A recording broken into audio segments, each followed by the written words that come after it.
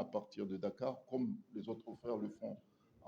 Sera mené par le peuple comorien, avec le soutien des peuples frères. Et donc, ce qui est sûr, c'est que le combat, nous le menons avec le soutien de nos frères des autres pays africains. Moi, je suis persuadé, les Comoriens également, qu'il y a un mouvement de solidarité africain. Vous l'avez vu la semaine dernière, ils étaient présents ici à cette conférence de presse. Aujourd'hui, nous n'avons pas pu mobiliser puisque la décision a été prise hier soir. Et donc, nos amis n'ont pas pu se rendre disponibles. Mais dans les prochains jours, nous savons que la situation au Sénégal, on est en pleine campagne, on est en période de pré-campagne électorale. Bon, donc, il faut aussi respecter aussi la situation du pays d'accueil.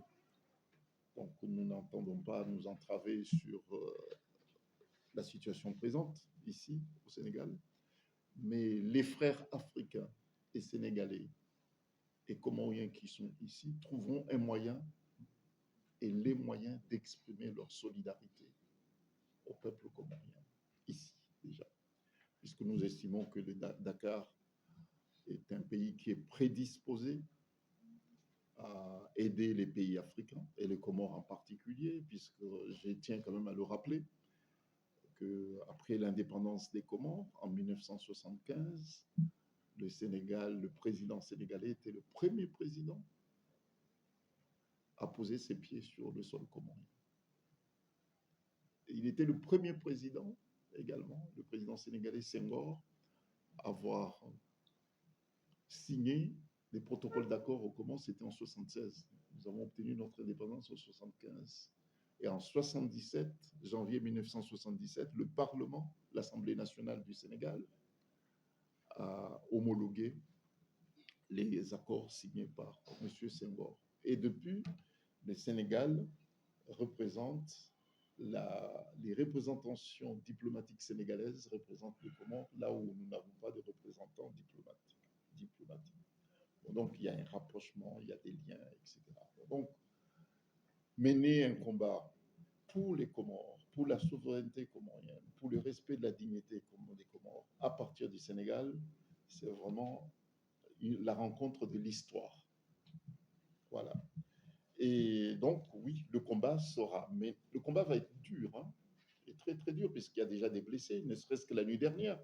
Et c'est pour cette raison que nous avons improvisé cette conférence aujourd'hui, nous ne l'avons pas dit. Mais la nuit dernière, il y a eu des blessés par balle et lacrymogène.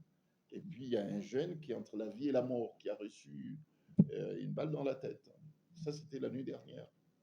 Et ça, c'est consécutif à cette situation de trouble politique, consécutif aussi à cette mascarade électorale.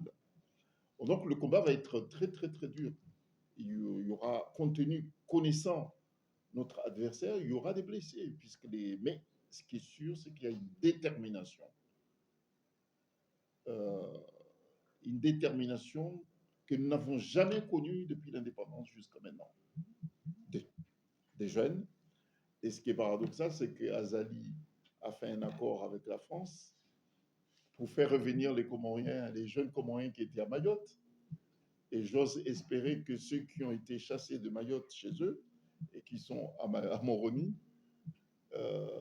trouveront un moyen d'exprimer leur ras-le-bol à Azali. Voilà. Bon, donc il y a cette situation. Bon, donc ce combat est mené, même si son fils est effectivement commandant de la gendarmerie, mais je peux dire aussi que la victoire est à notre portée, puisque l'environnement n'a jamais été aussi favorable.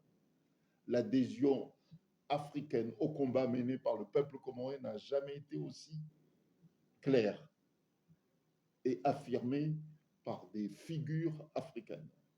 Et c'est ce qui rassure le peuple comorien.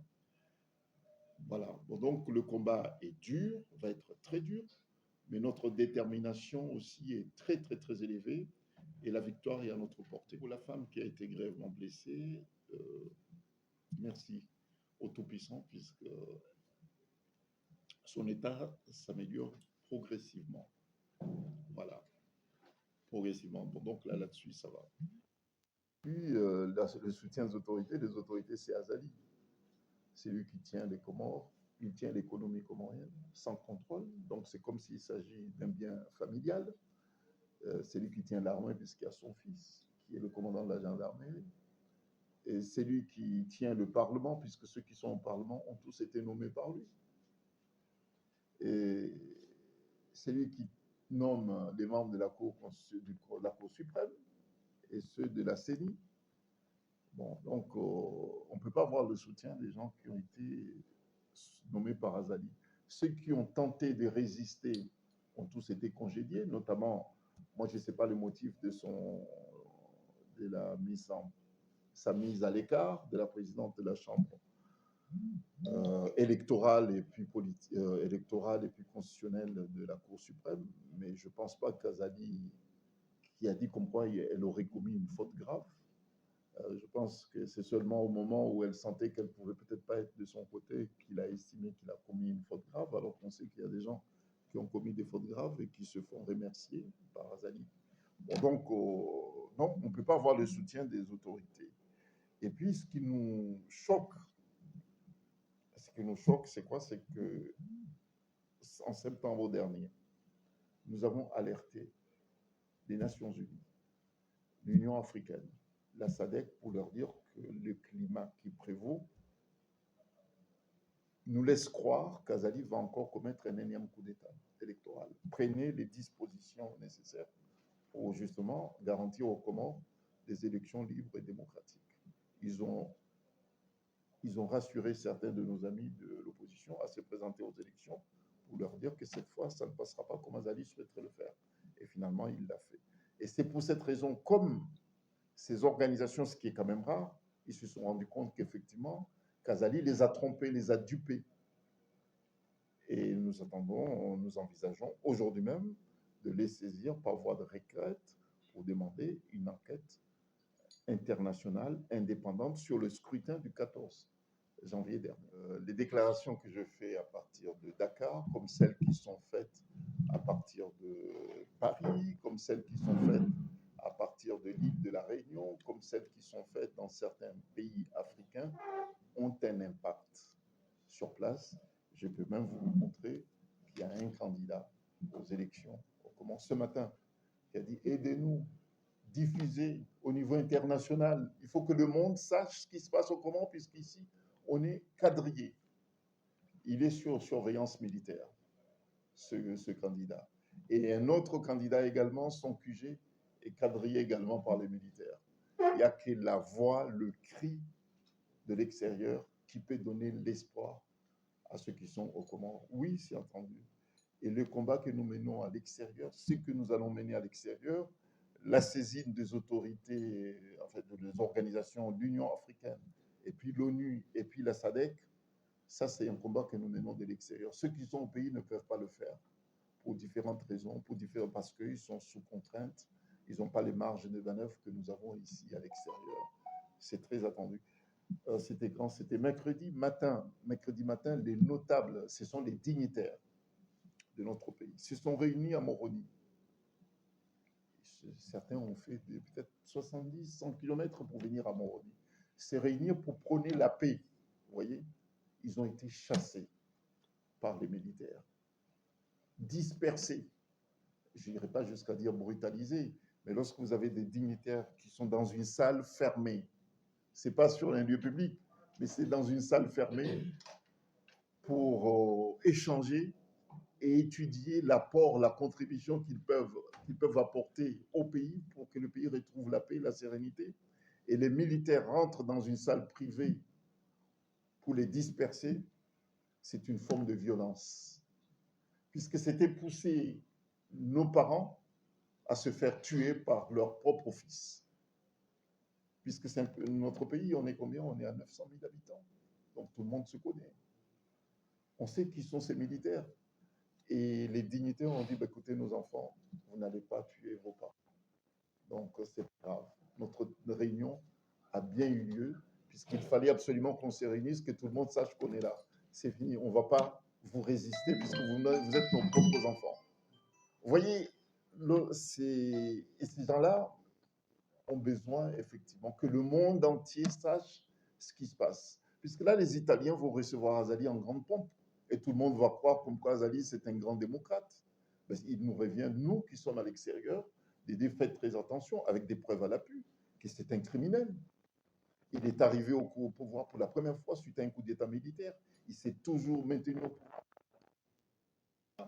Et il est de notre responsabilité, de ceux qui sont à l'extérieur, d'amplifier cette résistance qui est menée au pays par ceux qui sont sur place. Il s'agit d'un travail, d'une complémentarité que nous apportons par rapport à ceux qui sont sur place. Moi, je le sais, puisque j'ai déjà été personnellement victime de cela. J'ai les cicatrices. C'était le 25 mars 2019. C'était la veille d'un autre coup d'État électoral qu'Azali a commis. Nous avons été nombreux, les candidats, enfin tous les candidats contre Azali, nous avons manifesté pacifiquement à Morodi. Il a envoyé les militaires, ils ont tiré. Et j'en ai reçu une dans ma cuisse gauche. Concernant l'UA, bon, Azali, c'est le président de l'Union. Azali, c'est le président de l'Union africaine. Et l'Union africaine, dans ce dossier, a perdu sa neutralité. Azali est le président de l'Union africaine. Son accession au plus haut sommet de l'Union africaine, nous l'avons dit en janvier dernier, et ça fait 1 an déjà, puisqu'on est en janvier 2024, c'était en janvier 2023, avant qu'il soit désigné président de l'Union africaine, avec des frères des organisations africaines à Paris. Nous avons tenu une conférence de presse, nous avons écrit à tous les chefs d'État, nous avons écrit aux partenaires de l'Union africaine pour dire que l'accession d'Azali au pouvoir à l'Union africaine n'est pas une bonne chose, n'est pas un bon message pour l'Afrique. Azali va laisser un message extrêmement désastreux. Et hélas, nous avons malheureusement raison. Malheureusement, nous avons eu raison. Puisque comment peut-on être fier aujourd'hui d'appartenir à cette organisation lorsque le président de tous les États africains, puisqu'effectivement, on nous dit oui, mais ce n'est pas lui qui tient le pouvoir. Non, il y a l'exécutif. Mais le visage, le regard, le message de l'Afrique est incarné par celui qui est président de l'Union africaine. Mais le message de l'Afrique au monde entier, c'est un message désastreux. Azali, non seulement il a démoli les Comores, mais il a démoli le peu qui restait aussi l'image de l'Union africaine. Il a tout démoli. Aux Comores, n'en parlons pas, puisqu'il faut tout reconstruire. Mais le peu des crédits que disposait l'Union africaine, mais Azali les a complètement démolis. Et c'est pour cette raison qu'il faut absolument... nous sommes les premiers, nous les Comoriens, parce qu'il est censé représenter les Comores. Nous devons aussi multiplier les efforts pour dire que ce monsieur, il n'a rien d'Africain, il n'a rien de Comorien, quoi.